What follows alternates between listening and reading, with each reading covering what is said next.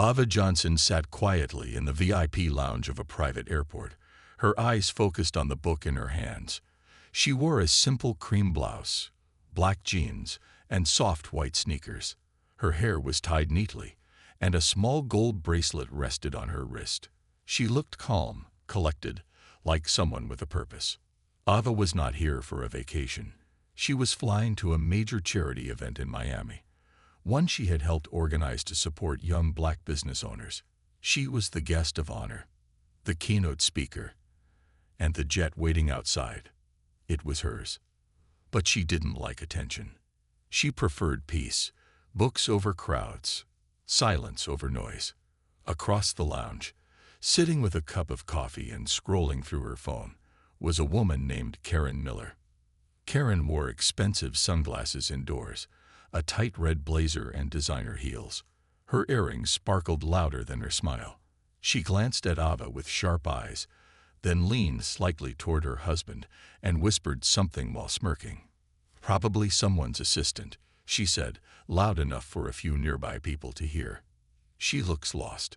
Her husband gave a tired nod and went back to his phone. But Karen kept watching Ava. Something about her confidence, it bothered her. Ava stood up, placed her book gently in her bag, and walked toward the private gate. A flight attendant saw her and smiled politely. "Ms. Johnson," the attendant said, "your jet is ready." Karen's ears perked up. "Ms. Johnson, jet?" She raised her eyebrows and slowly stood. Without asking her husband, she picked up her bag and walked after Ava. At the gate, Ava showed her boarding pass and walked calmly onto the tarmac where the sleek, silver jet stood waiting. The engine was quiet, but the power in the air was strong. As Ava climbed the small staircase into the jet, Karen suddenly called out, "Excuse me, where do you think you're going?" Ava paused and turned, confused. Karen walked faster now, her heels clicking angrily on the ground. "You can't just walk into a private jet like that," Karen snapped. "This area is for passengers only." "I am a passenger," Ava said calmly. Karen laughed, shaking her head. "Sure you are. Let me guess, you're lost, or pretending. Whose assistant are you?" Ava's face stayed calm, but her eyes were sharp. "This is my jet." Karen blinked. Then she laughed again, louder this time. "Your jet? That's funny." "No, really. Who do you work for?" "I work for myself," Ava replied. Karen's voice rose. "No, I don't think so. This is some kind of trick." "Security." The nearby airport staff looked surprised, unsure what was going on. Karen waved her arms. "This woman is trying to get on someone else's jet. Arrest her before she steals something." A small group began to gather around. A few staff members hesitated. Ava stood still, her hands folded in front of her. "I suggest you check the flight log," she said quietly. "Or better, call the captain." Karen scoffed. "Why? So he can tell you to leave?" "No," Ava said, "because he knows who I am." One of the flight staff stepped forward, clearly uncomfortable. "Ma'am," he said to Karen, "please step back. We'll handle this." Karen folded her arms, still furious. "Unbelievable. I'm just trying to protect the plane. People like her think they can walk into anything." Ava said nothing, but her silence said everything. The staff member made a call. A few seconds later, the captain himself appeared at the entrance of the jet. He looked around, then locked eyes with Ava. "Ms. Johnson," he said warmly, "good afternoon. We're ready when you are." Karen's mouth dropped open. The pilot turned to her and asked, "Can I help you, ma'am?" Karen looked at Ava, then at the pilot, then back at the staff. "She's the owner?" she asked, her voice cracking. Ava gave a soft nod. The staff looked shocked, but they said nothing. The pilot stepped forward. "This jet belongs to Ms. Ava Johnson, the founder of Skybridge Charters. She's been flying with us for over 2 years." Karen turned pale. The small crowd went quiet. Ava looked at Karen for a long moment, then turned and entered her jet without saying another word. But the silence left behind was heavy. Karen was frozen in place. She had demanded arrest. She had shouted in front of others. And now the truth was standing 30,000 feet above her. The private jet soared into the blue sky, smooth and quiet. Ava sat in her seat, looking out the window, her thoughts far from the clouds below. Her calm face didn't show the storm that had just passed on the ground. She had faced worse, but it still hurt. Ava always believed in staying calm, dignity over drama. But the way Karen had shouted at her, accused her, tried to have her arrested on her own plane, it reminded her of every time someone had looked at her and only seen skin, not strength. She closed her eyes and took a deep breath. Not today. Not on this flight. Inside the cabin, Karen sat across from Ava with a stiff face and crossed arms. After the embarrassing moment at the gate, the staff had allowed her on the flight, only because she was a last-minute guest of another passenger. She wasn't supposed to be there, but her husband, Richard, had booked 2 seats using a business contact who owed him a favor. Karen didn't speak. She couldn't believe what had just happened. Ava, young, black, simple clothes, owned the jet. It didn't make sense to her. It didn't fit her idea of who gets to own private planes. Now she was sitting just meters away from the woman she tried to humiliate. The tension in the cabin was thick. A flight attendant walked down the aisle, offering drinks. "Would you like anything, Miss Johnson?" she asked politely. Ava smiled. "Just water, please." "And for you, ma'am." The attendant turned to Karen. Karen didn't answer.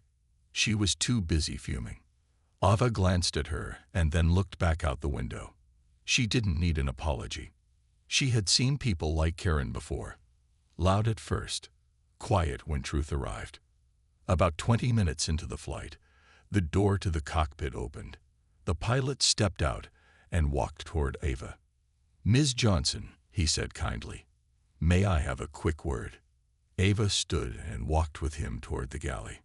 Karen leaned forward, trying to listen, pretending not to care, but her ears were open.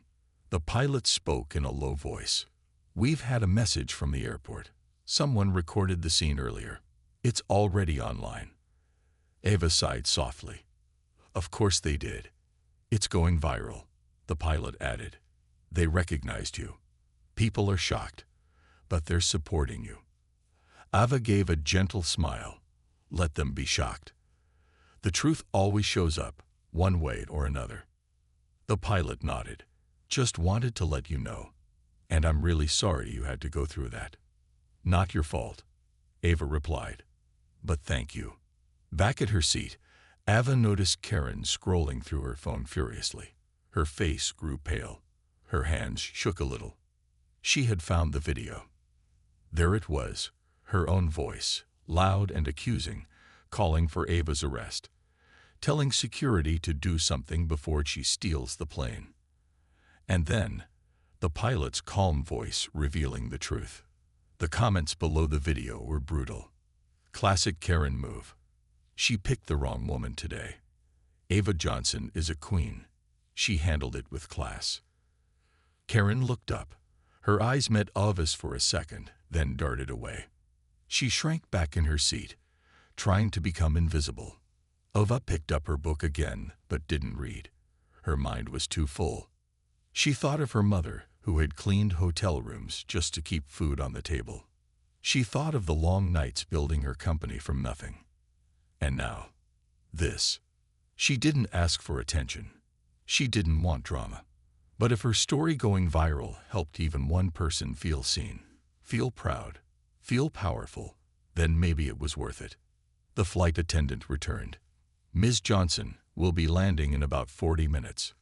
Ava nodded. "Thank you." Karen was still staring at her phone. The video had already reached over 2 million views. It had been just half an hour. Her name was now trending for all the wrong reasons. Suddenly, she stood up and walked quietly toward Ava's seat. Ava looked up, surprised. Karen opened her mouth to speak, but nothing came out. She paused, lips trembling. Her eyes flicked to the other passengers. Then she turned and walked back to her seat. No apology, no courage, just silence. The jet began its descent, but the story was just taking off. Ava fastened her seatbelt and looked ahead, calm as always. The real storm wasn't in the sky. It was waiting on the ground. The wheels of the private jet touched down on the runway with a soft thud. The flight had been smooth, but the tension inside the cabin still hung in the air like thick fog. Ava didn't look nervous. She didn't look angry. She simply looked focused, calm. She had learned over time that power doesn't always need to shout. Sometimes it speaks louder in silence. Karen, on the other hand, sat stiff in her seat. Her phone was still in her hand, the screen glowing with messages, alerts, and headlines. The video of her shouting at Ava had now crossed 5 million views. Every news site seemed to be talking about the same thing. Black woman harassed on her own private jet, but her calm response inspires millions. Karen was now the face of shame across the internet. As the plane came to a stop, the flight crew moved quickly to prepare for landing procedures. One of the attendants whispered something into the captain's ear, and he gave a small nod. Ava stood first, gently grabbing her bag. Karen hesitated, waiting to see what would happen. At the door of the jet, a man in a dark suit and sunglasses waited for Ava. He stepped forward with a kind smile. "Ms. Johnson," he said, "your car is ready. There are also a few reporters outside, just so you know." Ava nodded. "Thank you, Marcus." Karen's eyes widened. She has a driver, an assistant, people waiting for her. As Ava began to walk down the jet steps, Karen stood too. She rushed forward. "Wait," she said loudly. "Can we talk?" Ava turned slowly. "About what?" Karen looked nervous. "I didn't know who you were. I thought." "You thought I didn't belong," Ava said, her voice calm but clear. Karen's face turned red. "I was just trying to help. I thought maybe you were on the wrong plane or something." "No," Ava interrupted softly. "You didn't think I was on the wrong plane. You thought someone like me couldn't possibly own it." Karen opened her mouth, but nothing came out. "You didn't ask," Ava continued. "You accused. You judged me based on how I look. That's the truth, isn't it?" The small space around them went silent. Even the crew stopped moving. Karen looked at the floor. Her voice shook. "I didn't mean to. It just looked strange to me." "To you," Ava repeated. "But that's the problem. You think someone like me flying a jet is strange, but you don't think it's strange to accuse me of a crime without asking a single question." Karen tried again. "I didn't know you were important." Ava gave a small smile, but it wasn't friendly. "You don't have to be important to be respected. You don't need to be rich to be treated like a human. Everyone deserves that." Karen looked like she wanted to disappear.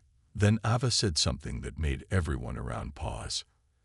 "I've had this company for 5 years. I started with one small plane. Now we operate private flights across the country. We give free flights to cancer patients. We partner with women-owned businesses. And I do it all because I want to help people.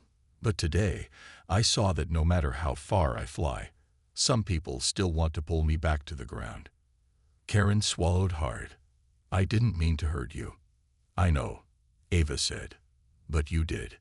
Outside, reporters were already gathering. Flashbulbs popped as Ava stepped off the plane. One shouted, "Ms. Johnson, do you plan to sue the woman who harassed you?" Ava didn't stop walking. She calmly turned to the camera and spoke. "I believe in grace, but I also believe in truth. What happened to me is something many people face every day. But most don't own a jet. Most don't have cameras around. So today, I speak for all of them." Karen stood at the top of the stairs, frozen. The world now knew the truth, and it was watching. Later that evening, the video reached 10 million views. News stations called Ava a symbol of quiet power. Celebrities reposted the clip. Hashtags like hashtag #FlyWithGrace and hashtag Ava Johnson trended worldwide. Karen's face was everywhere too, but not in the way she wanted. She had become the example of what not to do. But Ava, she had become something bigger than a CEO. She had become a voice. The next morning, the world woke up to Ava Johnson's name on every screen. News channels, websites, and social media platforms were all talking about the same story. A calm, successful black woman wrongly accused of trespassing on her own private jet. It was no longer just a story about one flight. It was about power, respect, and what happens when someone stands up with grace. Ava sat at home, wearing a soft gray sweater and sipping her tea. She was tired, not just from the flight, but from years of having to prove herself over and over. Her phone buzzed constantly. Missed calls, messages, requests. But one message stood out. A request from Monica Ray, the most famous morning news anchor in the country. "We would be honored to interview you live. The world wants to hear from you in your own words." Ava thought for a moment, then smiled softly. "Yes," she replied. "I think it's time." The next day, Ava arrived at the studio. She walked in with quiet confidence. No makeup team, no flashy clothes, just herself. Monica greeted her warmly. "You have no idea how many people are waiting to hear what you have to say." Ava nodded. "Then let's not keep them waiting." The cameras rolled. Lights brightened, and the interview began. Monica started gently. "Ava, millions saw the video.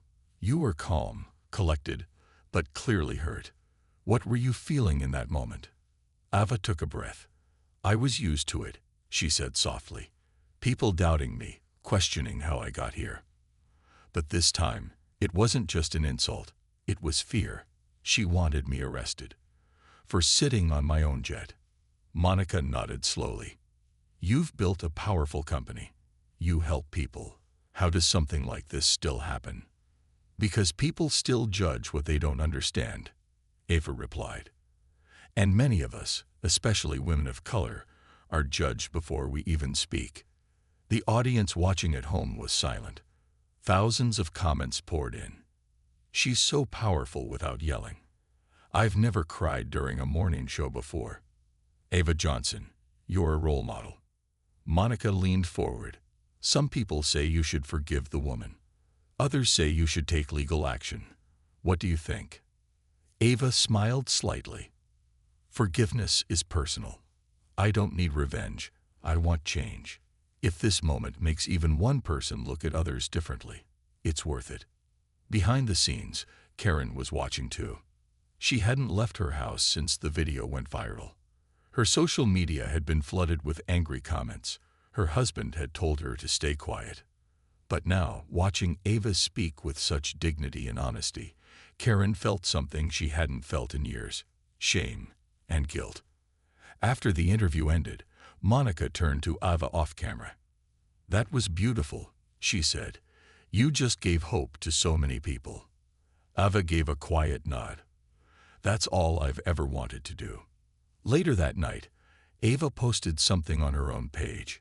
No drama, no anger, just a short message. "You don't have to scream to be heard. Kindness is not weakness. Respect should not be earned, it should be given. I fly with grace, because that's how I was raised. Ava Johnson." The post was shared 2 million times in 24 hours. It wasn't just a story anymore. It was a movement. Meanwhile, Karen couldn't sleep. She kept hearing Ava's words in her head. Not angry words, just true ones. She opened her laptop and started typing something she had never typed before. "I'm sorry." But would it be enough? And would Ava even care? Karen couldn't escape it. No matter where she went online. YouTube, Instagram, news websites, Ava Johnson's face was there. Every post reminded her of what she had done. Every comment reminded her of who she had become. She was being called everything from racist Karen to the symbol of rich ignorance. But the worst part, she knew, deep down, they were right. Karen sat alone in her large, fancy kitchen. The marble counters were spotless. The gold taps sparkled, but her heart felt heavy. Her phone kept buzzing with notifications. She had turned off her comments. She had deleted her Facebook, but people still found ways to reach her. Shame on you. How dare you? You don't deserve to fly again. Karen stared at the screen and whispered, I didn't mean to. But even she didn't believe her own words anymore. Her husband, Greg, walked in. He looked tired too. You need to say something, he said, handing her a cup of tea. Karen looked down. Anything I say now will just make it worse. You humiliated someone, and the world saw it, Greg replied. The question is, what will you do about it now? Karen opened her laptop. She searched Ava Johnson and saw the interview again. This time, she watched it from beginning to end. Ava didn't cry. She didn't shout. She didn't insult anyone.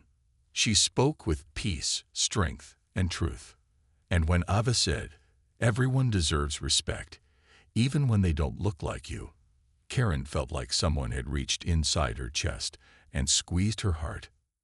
She closed the video and sat in silence. Then, for the first time in years, Karen opened a blank document. Her fingers hovered over the keyboard. Slowly, she began to type. Dear Ava Johnson, I am writing this letter with a heavy heart. I judged you unfairly. I assumed you were something you are not. I didn't ask you a question. I didn't speak to you kindly. I saw you, and I thought the worst. I am ashamed, not because the world is angry, but because I finally understand the harm I caused. You were calm, you were strong, and you showed me what real grace looks like. I want to say sorry, not just in words, but in action. If there is anything I can do to make this right, I will. Sincerely, Karen Reynolds. Karen stared at the letter. She didn't know if she would ever send it, but writing it made her feel human again. Just then, her daughter came into the room. Mom, she said, holding a phone. Is that you in this video? Karen nodded slowly. Yes, sweetie. Her daughter looked upset. But why were you so mean to the nice lady? Karen felt tears in her eyes. Because I forgot to be kind. And I forgot that being kind is more important than being right. That night, Karen made a decision. She would not hide anymore. She would post the letter online, even if people laughed at her or stayed angry. She had been part of the problem. Now maybe she could be part of the healing. Meanwhile, Ava was at her charity event. She wore a deep green dress and stood at the microphone, speaking to a room full of women and young girls. I wasn't always this confident, she said, but life taught me that silence gives others power over your story. So I chose to speak. And when you speak with truth, the right people will listen. The crowd applauded. In the back of the room, her assistant Marcus walked up quietly and showed her his phone. Karen just posted an apology letter, he whispered. Ava didn't react right away. Then she simply said, let it stay up. Let people read it. Back online, the apology went viral. Some people forgave Karen. Others didn't. But everyone agreed on one thing. Ava Johnson's response had changed the conversation. She didn't just protect her dignity. She made the world think. And for the first time, maybe even Karen was starting to change too. It had been 1 week since Ava Johnson's story shook the world. The internet was still buzzing with her name. But something had changed. People weren't just angry anymore. They were inspired. Across schools, office buildings, and airports, people were talking differently. Did you see how she handled it? She didn't raise her voice once. That's how you stand tall without fighting low. And then something unexpected happened. A small but powerful movement began. #FlyWithRespect. Women and men from all walks of life shared their own stories. a Muslim woman who was searched too many times at airports.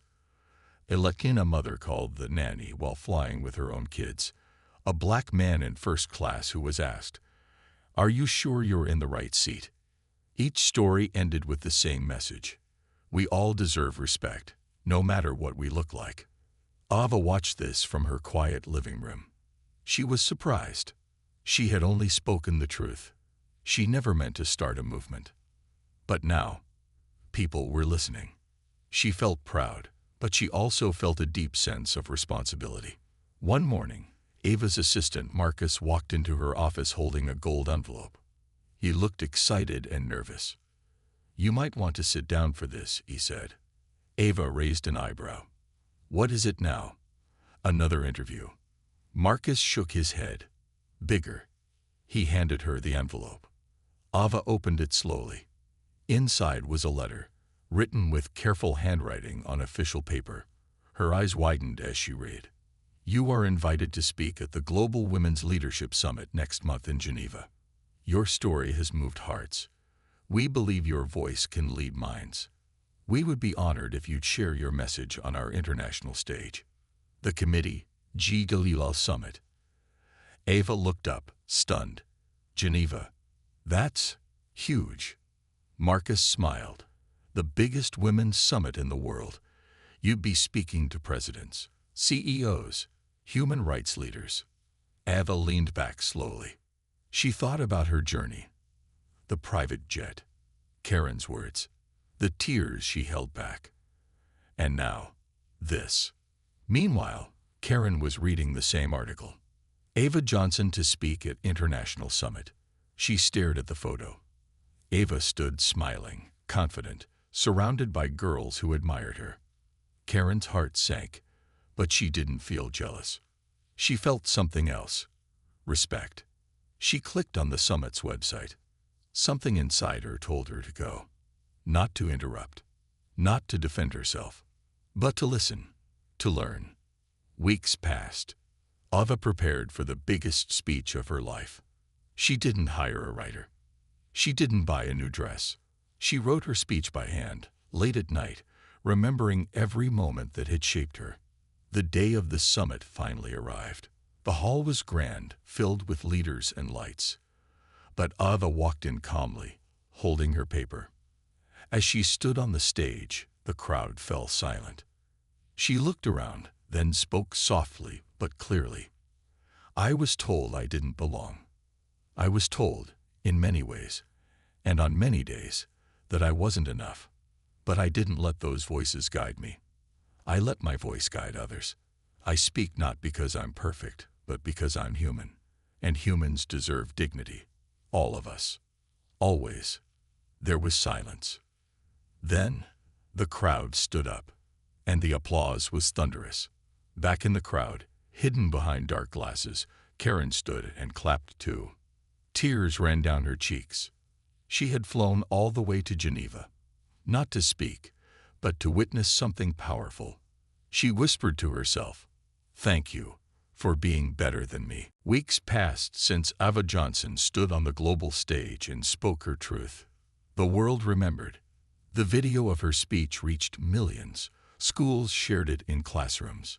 Parents shared it with their children. Strangers cried watching it. Leaders quoted her words. But Ava, she returned home quietly. No spotlight, no celebration, just peace. She knew something powerful had happened, not just outside, inside her too. Ava was back in her garden one morning, watering her plants. The sky was soft blue. Birds chirped. Her phone buzzed. A new message. It was from Marcus. "Marcus, check the news. Something amazing just happened." Ava opened the link. Headline: Airport launches new training program inspired by Ava Johnson incident. She blinked. Read again.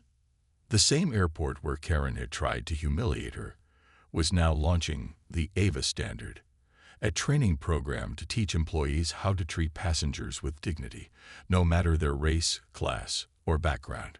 Ava felt her knees weaken. She sat on a bench. She never planned for this. She didn't fight anyone with anger. She didn't call for cancellations. She just stood up, calmly, clearly, for what was right. And now the world was changing because of it. Later that day, Ava received another surprise. A letter arrived in the mail. A real letter, not an email, not a text. The handwriting was familiar. It was from Karen. Ava opened it slowly. Inside was a card and a photo. The photo showed Karen in a community center, wearing a plain shirt and jeans, helping young women with job interviews. One of the girls was hugging her.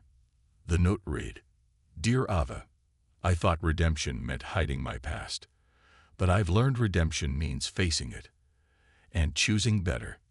I'm volunteering now, not for people to forgive me, but for me to become someone worth forgiving. Thank you for showing me the way, without shouting, without hate. With respect, Karen."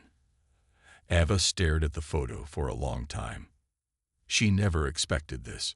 She didn't need an apology to move forward, but seeing someone grow, that was powerful. That weekend, Ava returned to the airport, not for a flight, just to walk through, like a regular person. A few workers recognized her. One young woman behind the desk whispered, "You're the reason I joined this job. Thank you." Ava smiled warmly and replied, "Just be kind. That's all the world needs." As she turned toward the exit, something caught her eye. A framed quote near the security gate. It read, "Let your silence be strong and your voice be gentle. You don't have to shout to change the world." Ava Johnson. Outside the airport, Ava took a deep breath. The sky above was wide and open. She had entered this place weeks ago, feeling judged, small, unwanted. Now, she walked out different. Not because she proved herself to the world, but because she reminded the world to see people, fully, truly, and equally. As she stepped into her car, her phone buzzed again. It was Marcus. "Marcus, I just got a call. Another invitation, this time from the United Nations." Ava laughed softly. She shook her head. The journey wasn't over. And that was okay, because Ava Johnson was just getting started.